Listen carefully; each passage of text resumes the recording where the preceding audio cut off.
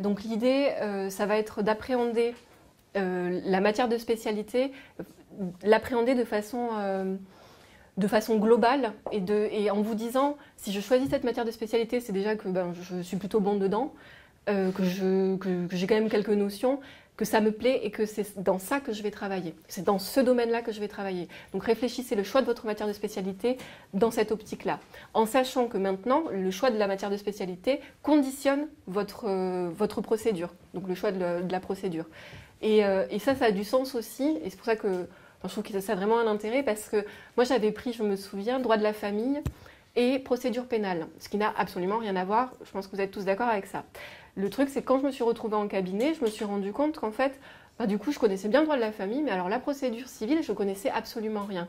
Et aujourd'hui, on est venu réformer cet examen en se disant, si un étudiant prend le droit civil, c'est logique qu'il travaille la matière de procédure civile, parce que le jour où il va être en cabinet, du coup, il va avoir les automatismes.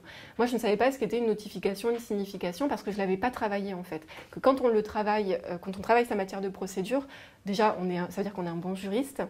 Et quand on travaille sa matière de procédure qui est en relation avec la matière de spécialité, on est un excellent juriste. Et ça je trouve que c'est important dans cette réforme que ça ait été décidé ainsi. Donc réfléchissez bien le choix de votre matière de spécialité et ne réfléchissez peut-être pas la procédure, parce que la procédure, vous serez obligé de l'apprendre à un moment donné dans votre parcours, notamment quand vous serez avocat.